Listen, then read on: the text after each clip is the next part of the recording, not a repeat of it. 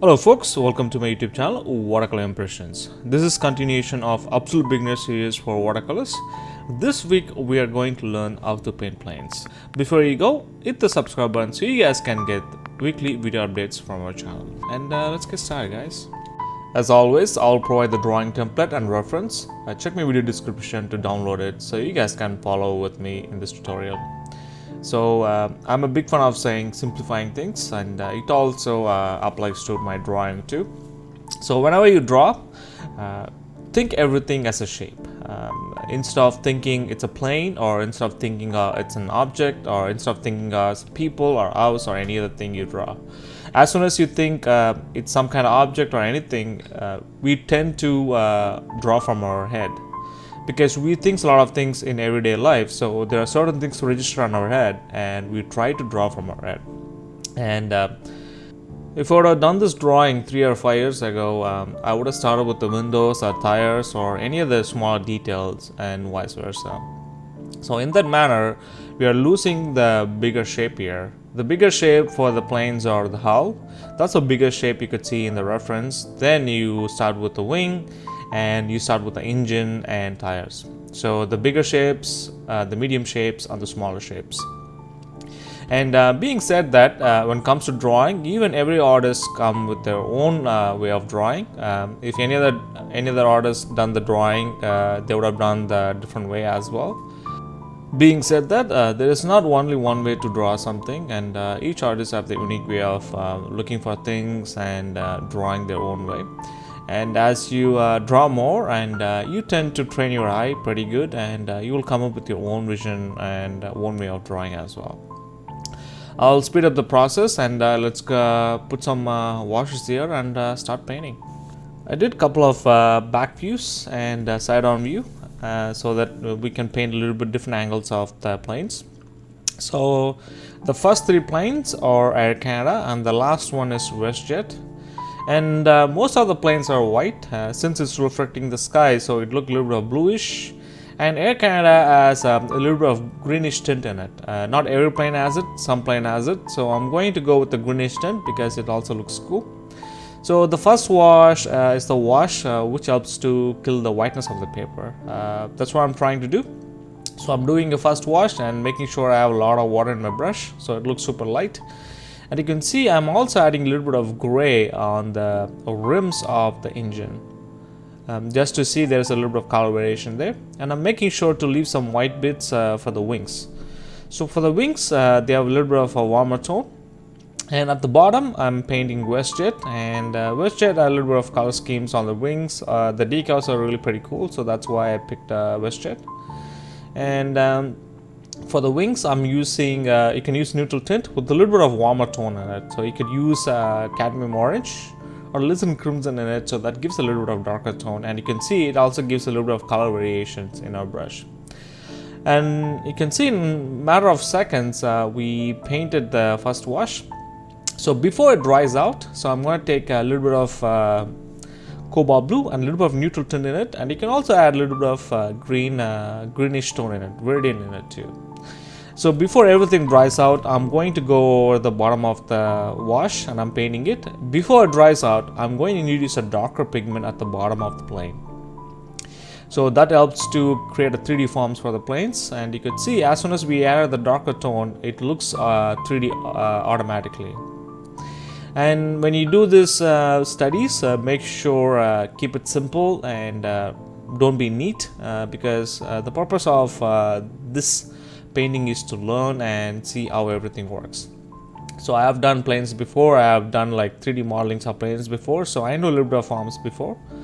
And you could see I also introducing a little bit of darker pigment for the tires, and the darker pigment for the front tires and the engine shadows as well. And now I'm focusing on the front windows. And there is also, it dried quite a bit, so I'm glazing over it again with the blue tint with a little bit of neutral tint in it. And you can see at the top I'm using viridian, and I'm also leaving some white bits here and there because there's going to be a Canadian flag there. Now I'm adding some details for the plain windows and the doors for the windows. you'd be surprised how lesser detail you have to put in a painting or whatever you do, and so that it does looks like a plane. From the distance, when you look, it does look realistic. As soon as we add the shadows, once we anchor the plane, the whole thing came alive. So I'm focusing on the next angle. It's the same thing with the paper where the transition happens, and just throw the blue tint with a little bit of cobalt blue and neutral tint, and have the transition, and leave some white bits for the wings.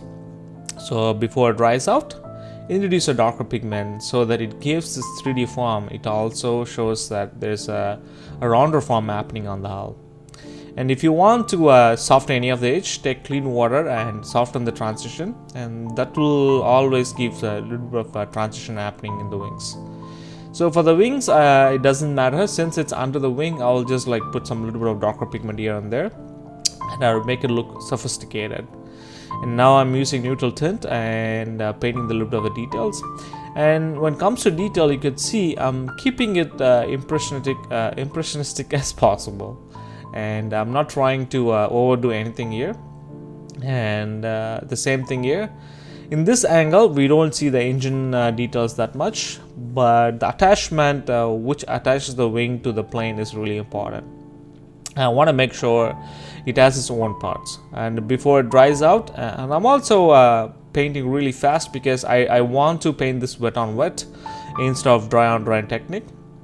And I'm also adding a little bit of details on the front tire as well. So most of the plane hulls are reflective, and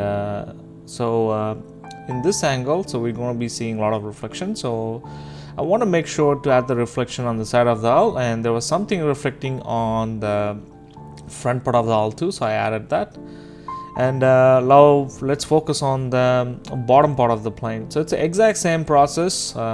There's nothing something different I'm going to do in this plane. I'm going to wet the paper, and I'm going to put the mid-tone value. Before it dries out, I'm going to add the darker pigment at the bottom of the plane. And for the tail end, which is at the top, I'm also keeping really simple as possible.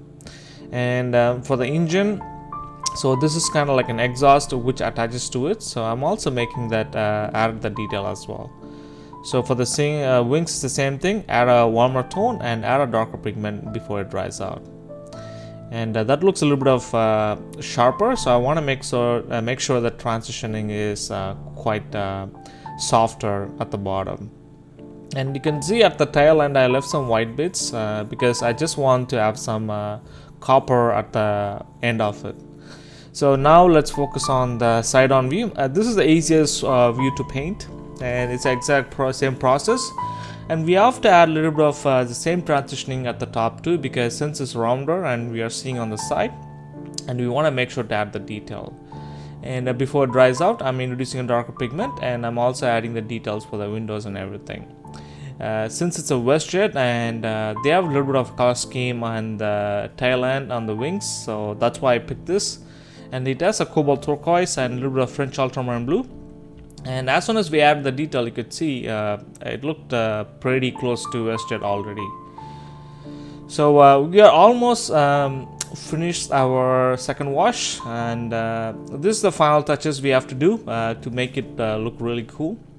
So this is the shadows of the plane I'm adding, and that will give a little bit of a 3D look for the planes as well. You could see as soon as we add the shadows, the whole plane came alive.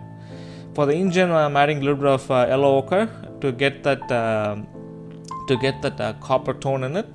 Once we add a little bit of highlights there, and it will get the metallic look at the bottom. So this is another plane. I want to have the ground shadows for this, and this plane was I took the reference in an overcast day, so I'm making sure that the shadows underneath are blurry. So I want to show there was two way of making shadows. The one we did was the sharper shadows. The bottom one is called softer shadows. So this one, since in an angle, so a sharper shadow would look really good. I also added a figure so that it shows the scale of the plane, so that it doesn't look like miniature. It's the same thing for the side-on view as well. So only few things left on our painting, just adding the final touches. then we call it done. And so since I said it's Air Canada, so I'm taking a little bit of cadmium red, or any kind of light red works too. So I'm just adding the details for the flag. There's nothing shows it's Air Canada without a Canadian flag, so I'm making sure to add that detail. And for the waistjet, I'll also be adding the logo as well. And there are certain knickknacks, certain details on the plane. I'm just adding it. It's called like small decals with the numbers and a little bit of holes and whatever you name it. And I'm just going to add that just to give a little bit of sophisticated look in our planes. So this is a bit for WestJet logo. Take some little bit of Cobalt Turquoise and a little bit of French Ultramarine Blue. And yeah, and we're almost done with that. And this is the last step. It's quite necessary, and make it to not to overdo this. I'm talking about white paint. So the white paint is to bring out some of the highlights for the wings, engines, and wherever you see it. Now it's your turn. Take my drawing template and reference and paint this, and let me see what you can come up with. If you ended up painting this tutorial with my drawing template and reference, please share it with me, and I love to share it with my subscribers as well. Thanks again for watching this how to paint planes video tutorial with me. Let me know what you guys think about this video in the comment section. If you want me to cover any of the subjects in watercolors, write me at watercolorimpressions@gmail.com or comment below. Before you go, hit the subscribe button so you guys can get weekly video updates from our channel. And please do share with your friends and family. And good luck with your paint.